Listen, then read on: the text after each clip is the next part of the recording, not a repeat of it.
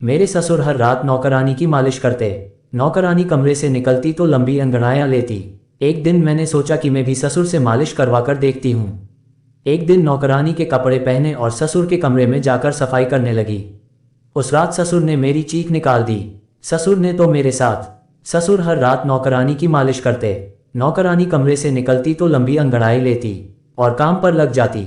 मैं सोच सोच कर हैरान होती। एक दिन मैंने सोचा मैं भी ससुर से मालिश करवा कर देखती हूँ। ससुर कैसे मालिश करते हैं। नौकरानी के कपड़े पहने और ससुर के कमरे में जाकर सफाई करने लगी। मेरे होश उड़ गए। उस रात ससुर ने मेरे साथ वो किया जो। मैं बीमार थी, इसीलिए पति कहने लगे, तुम्हारे लिए कोई नौकरानी रख लेते हैं जो घर के कामकाज के साथ साथ तुम्हारी सेवा भी कर सके। मैं ससुराल में अकेली रहती थी।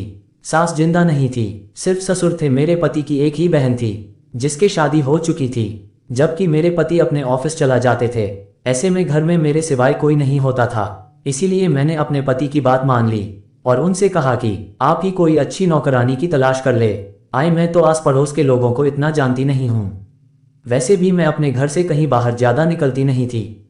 भगवान का दिया सब कुछ था। मैं तो हर वक्त बिस्तर पर ही लेटी रहती थी, क्योंकि पति और ससुर खुद ही नाश्ता करते थे और अपने अपने बर्तन धोकर चले जाते थे और फिर रात के खाने पर ही आते थे। मेरा जो भी खाने को दिल करता था वह मैं ऑर्डर कर लेती थी। ऐसे में मुझे से घर के काम नहीं होते थे, मगर मेरे पति को मेरी बहुत फिक्र रहती थी। वह बार बार कॉल करके मेरे बारे में पूछते रहते थे। हमारी पसंद की शादी थी, इसीलिए मेरे पति मुझ पर जान छिड़कते थे, क्योंकि मैं जवान और खूबसूरत थी। मेरा पति मेरी खूबसूरती और अदाएं पर दीवाना हो गया था मेरा, और वह चाहता था कि मेरे पैर जमीन पर न उतरे। अब तो वैसे भी मैं इसके बच्चे की माँ बनने वाली थी। मैंने अपने पति को यह खुशखबरी बहुत जल्दी सुना दी, इसीलिए वह उसे और भी ज्यादा खुश था। ऐसे में वह मेरे खूब नखरे उठा रहा था, इसलिए मेरे पति ने अगले दिन नौकरानी को रख लिया। नौकरानी का नाम रोशनी था। वह हमारे घर आई तो मैं उसे देखकर हैरान रह गई, क्योंकि वह बहुत ही खूबसूरत लड़की थी। नौकरानी बनने के काबिल न थी। मैं सोच रही थी कि उसे नौकरानी बनने की क्या जरूरत थी। यही बात मैंने उसे पूछी तो वह बात को टाल मटोल कर गई और फौरन मुंह फाड़ कर कहने लगी, मालकिन आप मुझे पैसे कितने देंगी। आते ही नौकरानी ने मुंह फाड़कर अपने पैसों के बारे में पूछ लिया और फिर मुझे अंदाजा हो गया कि इसे पैसे चाहिए थे, इसीलिए तो नौकरानी बनने पर मजबूर हो गई। इसने जिस तरह से उसने मुंह फाड़कर पैसों का पूछा था, मैंने भी वैसी ही जवाब दे दिया और कहा कि अगर तुम रात दिन यहाँ रह जाओ तो मैं तुम्हें इतनी तनख्वाह दूंगी जितनी तुम मानोगी। दरअसल मैं चाहती थी कि वह दिन रात मेरे साथ रहे, दिन में काम करे और रात को मेरी टांगे दबा दें। ये सुनकर इसने जोरदार अंगड़ाई ली और उसका दुपट्टा नीचे सरक गया। मैं इसका जिस्म को देखकर हैरान रह गई। वह तो मुझसे भी ज्यादा खूबसूरत थी और मेरी तरह नखरेली थी। तभी तो कहने लगे कि ठीक है मालकिन, आपके पास रात दिन रह लूंगी। ये सुनकर मैं खुश हो गई। आजकल के लोगों के बड़े नखरे होते हैं। वह रात को काम करने पर तैयार नहीं होते थे, लेकिन इसने पैसे बताए तो मैं चौंक गई। इसलिए अपनी औकात से ज्यादा पैसे मांग लिए थे। मैं इनकार करने लगी थी, क्योंकि इतने पैसे शायद मेरा पति देने पर तैयार ना होता। लेकिन फिर मैंने ये सोच कर रख लिया कि रात को जब मेरा पति अच्छे मूड में होगा उसे यह बात मनवा लूंगी। मुझे यकीन था कि वह मेरी बात मान लेंगे, क्योंकि मुझ में इनकी जान बसती थी। इसलिए मैंने नौकरानी से कहा कि ठीक है, इतने पैसे दे दूंगी, मगर तुमको सारे काम आते हैं ना। मेरी बात सुनकर उसने सर से दुपट्टा हटाया और सिर खुजाने लगी। मैंने उसके बालों की तरफ देखा। उसकी चोटी इतनी लंबी थी कि मेरे होश उड़ गए। इसकी बालों से इतनी अच्छी खुशबू आ रही थी कि मैं मदहोश होने लगी। वो बोली कि मैं घर के सारे काम करना जानती हूँ और खाना तो ऐसे बनाती हूँ कि आप उंगलियां चाटते रह जाएंगी। ये सुनकर मैंने अपने दिल में कहा, कमबख्त इतनी खूबसूरत भी है और काम भी सारे आता है। खैर वह तो बाद में पता चलेगा। इसीलिए मैंने इसे फौरन रख लिया और जल्दी से 3-4 काम बता दिए और अपने कमरे में आराम से लेटकर नाटक देखने लगी। ये नाटक मेरा फेवरेट था, इसलिए मैंने इसमें इतनी मग्न हो गई कि पता ही नहीं चला और शाम हो गई। मैं वक्त देखी तो याद आया कि मेरे पति ऑफिस से आने वाले होंगे। मैं फौरन वॉशरूम गई, नहाए और तैयार हो गई। मैंने नया सूट पहनकर बाल बनाए और बाहर आ गई। अभी मेरे पति नहीं आए थे, मगर ससुर आ चुके थे। मैं किचन में गई तो हक्की बक्की रह गई। नौकरानी मुझसे भी ज्यादा जबरदस्त पकौड़े बना रही थी और मेरे ससुर चाय पी रहे थे। मैंने ससुर से कहा कि यह हमारी नई नौकरानी है, आज से हम हमारे साथ दिन रात यही रहेगी। मेरे ससुर ने सर हिला दिया और पकौड़े खाने लगे। शायद उन्हें नौकरानी से ज्यादा पकौड़े में दिलचस्पी थी। मैंने देखा कि नौकरानी किचन में मालकिन की तरह भागकर काम कर रही थी। या मुझसे बर्दाश्त नहीं हुआ तो मैंने उसे गुस्से से कहा, चाय के साथ पकौड़े बनाने को किसने कहा? ये सुनकर नौकरानी ने मेरी तरफ चेहरा किया और कहने लगी कि मेरा अपना दिल चाह रहा था कि शाम की चाय के साथ कुछ चटपटा हो जाए, इसीलिए मैंने बना दिया। अगर आपको नहीं पसंद है तो अपनी पसंद बता दें, मैं आपको वही बना दूंगी। मैं अभी कुछ कहने ही वाली थी कि पीछे से मेरे पति आ गए और मेरे कंधे पर बाजू रखकर कहने लगे, मेरी प्यारी बीबी को पकौड़े से ज़्यादा प्यार है। ये सुनकर मैं उन्हें, गुरु आज तुम किचन में कैसे आ गए? ये सुनकर मेरे पति कहने लगा कि मैं तुम्हें ढूंढते हुए किचन में आया था, मगर किचन में इतनी अच्छी खुशबू आ रही थी कि मैं सीधा किचन चला में आया। ये कहकर मेरे पति ने एक पकौड़ा अपने मुंह में डाल लिया और उसे खाने लगे। मैंने उसे फौरन रोक दिया कि तुमने हाथ धोया ही नहीं है। ये सुनकर उसे भी एहसास हुआ और हम दोनों किचन से बाहर चले आए। रात हुई तो मैं अपने पति से कहा कि आज बाहर खाना खाते हैं। ये सुनकर वह कहने लगे कि यार आज तो नई नौकरानी रखी है, आज तो इसके हाथ का कुछ अच्छा खाने दो, कल बाहर खाना खा लेंगे। ये सुनकर मेरा मूड खराब हो गया और मैं उससे नाराज हो गई। मैंने कहा, लगता है नई नौकरानी आपको कुछ ज़्यादा पसंद आई गई है। ये सुनकर मेरे पति ने अपने कानों को हाथ लगाया और मुझसे माफ़ी मांगते हुए कहने लगे, यार मैं तो ऐसे ही बात कर रहा था, वो बेचारी खाना बना चुकी होगी और वो भी बेकार जाएगा। पति ने सफाई दी तो मैंने आगे बढ़कर इसका कान पकड़ लिया और उसे कहा कि अच्छा, वो आते ही बेचारी हो गई, इसका इतना ख्याल है, और मैं जो तुम्हारे बच्चे की माँ बनने वाली हो इसकी कोई फिक्र नहीं है। मैं नाराज होकर उससे दूर जाकर बैठ गई। मेरे पति की जान पर बन आई थी। वह मेरे पास आया और कहने लगा कि मूड खराब मत करो, अभी खाना खाने चलते हैं और वापस आते हुए तुम्हें आइसक्रीम भी खिलाऊंगा।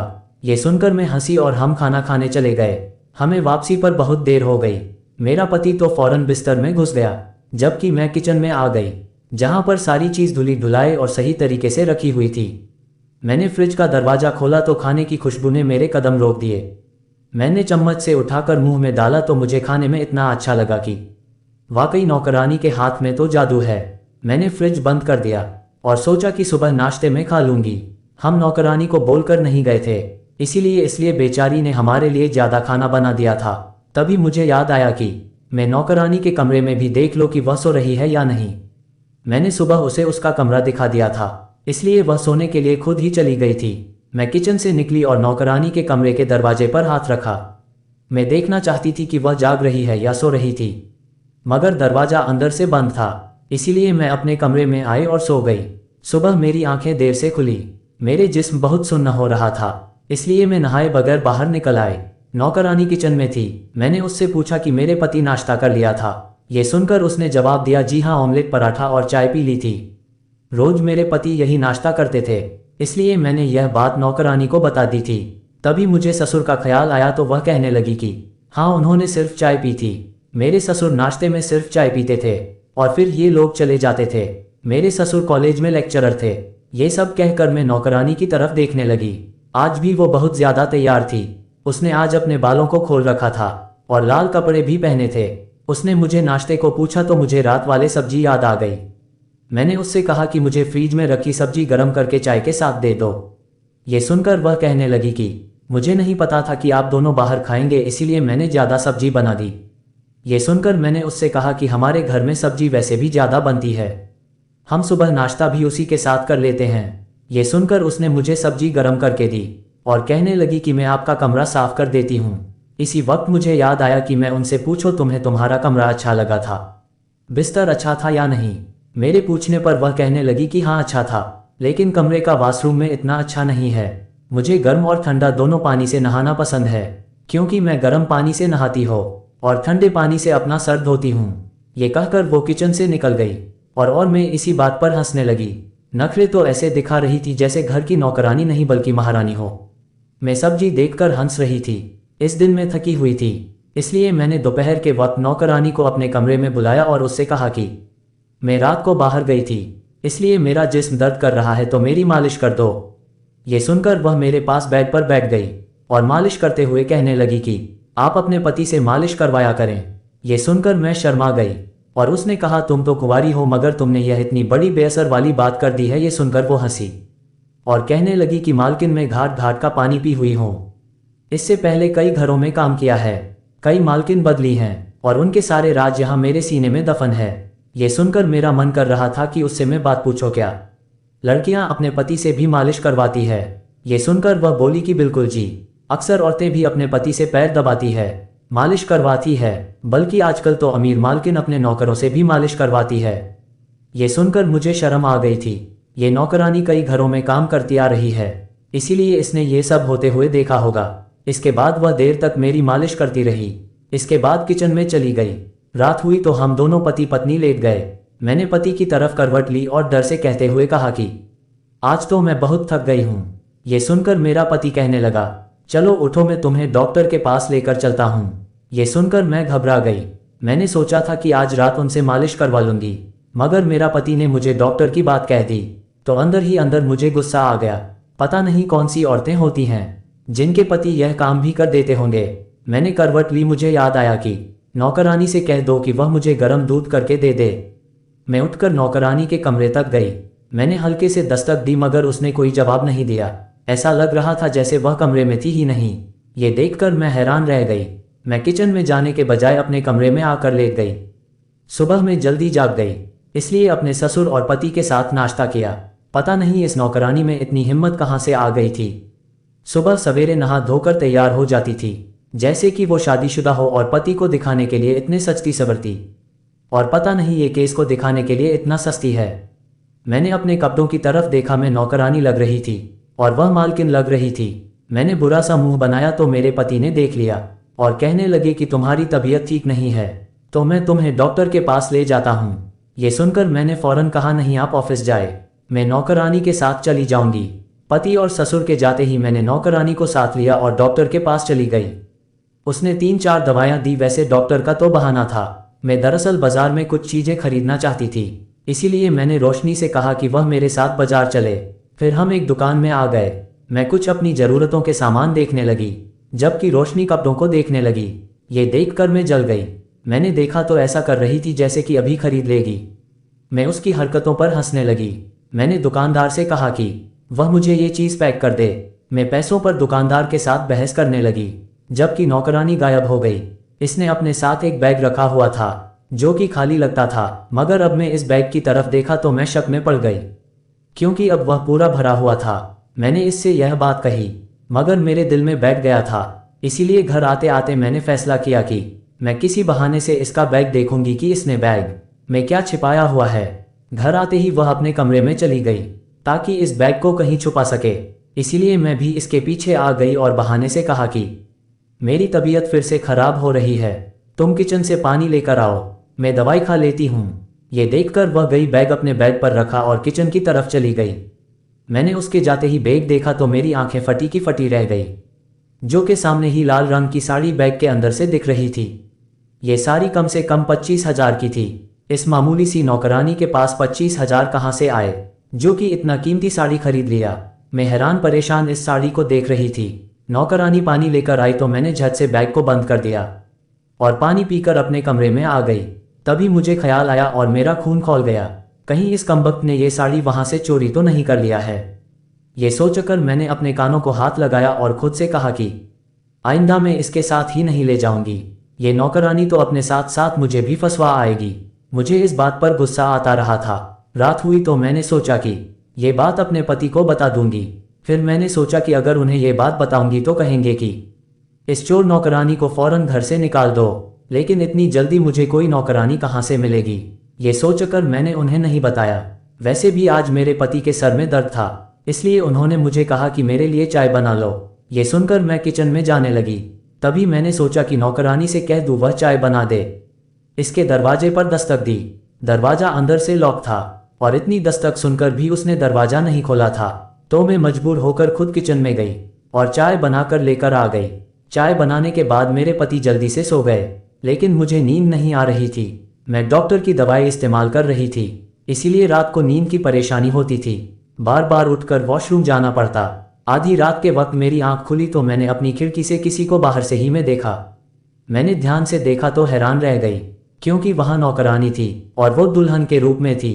इसने वही साड़ी पहनी हुई थी जो इसने सुबह चुराई थी। ये देखकर मुझे डर लगने लगा। पता नहीं है कि यह नौकरानी थी या कोई चुड़ैल। मैं तो डर के मारे कमरे में आ गई। सुबह किचन में नाश्ता करने गई तो नौकरानी पूछने लगी, आज आप बहुत थकी थकी लग रही है, सब ठीक तो है? ये सुनकर तो मुझे रात वाला किस्सा याद आ गया। मैंने उसे बताया कि मैं ठीक हूँ और वह बेफिक्र होकर बर्तन धोने लगी। तभी मैंने उससे पूछा कि तुम पर कोई जिन भूत तो नहीं आते? मेरी बात सुनकर वो हंसने लगी। मैं किसी को चिपकने नहीं देती और वैसे भी जिन भूत चुड़ैल तो मुझे देखकर ही भाग जाती हैं। ये सुनकर मैं सोचने लगी कि फिर वो कौन थी। मुझे इस नौकरानी पर शक था, इसीलिए रात हुई तो मैंने फैसला किया कि आज रात ये देखकर रहूंगी कि मेरी नौकरानी रात को अपने कमरे में होती भी है या नहीं। ये जानने के लिए मैंने शाम होते ही इसके कमरे की खिड़की खोल दी और उसके ऊपर पर्दा डाल दिया ताकि इसे शक न हो। रात हुई तो मैं अपने कमरे से निकली और नौकरानी के कमरे की खिड़की से अंदर कूद गई। कमरे में अंधेरा था। मैंने जैसे ही लाइट जलाई मैं हैरान रह गई, क्योंकि बिस्तर ऐसा पड़ा था जैसे इस पर कोई इंसान कभी सोया ही ना हो। बिस्तर पर कोई सिलवट तक नहीं आई थी। बिस्तर पर अब तक वही चादर बिछी हुई थी जो मैं बिछाकर गई थी। इसका मतलब था कि यह एक रात अपने बिस्तर पर नहीं सोई थी। इसीलिए तो मैं जब भी इसके कमरे में आई इसने अंदर से मुझे कोई जवाब नहीं दिया और मैं शक में पड़ गई। यह अपने कमरे में नहीं सोई तो कहाँ है और किसके साथ होती है? ये बात जानने के लिए मैंने घर के तमाम कमरों की चाबियां उठाए और घर के सभी कमरों को एक एक करके चेक करने लगी। तभी मैंने ससुर के कमरे का दरवाजा बाहर से खोला तो मैं शर्म से पानी पानी हो गई, जो कि सामने मेरी नौकरानी मेरे ससुर के बिस्तर पर लेटी उससे मालिश करवा रही थी।